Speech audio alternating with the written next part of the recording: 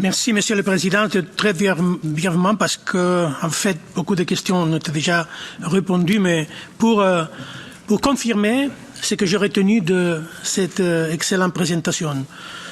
C'est techniquement possible que quelqu'un puisse agir à notre place, mais c'est techniquement impossible de distinguer entre un vrai et un faux.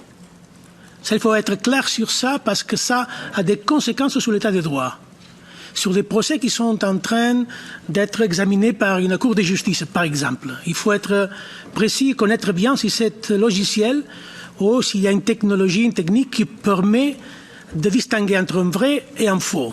Deuxièmement, j'ai compris que des données confidentielles sont accessibles à travailleurs de NSO, c'est-à-dire pas uniquement à fonctionnaires publics. Que c'est l'exigence de la majorité de la législation de l'état de droit.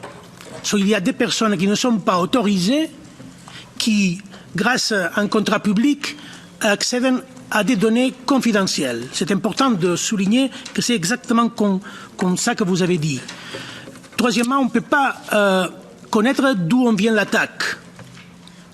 Et finalement, on ne peut pas être sûr si on a retiré les logiciels de notre appareil. Si c'est ça exactement ce que vous avez décrit, est-ce que vraiment, de votre expérience, de votre expertise, ça ne ressemblerait pas à une organisation criminelle?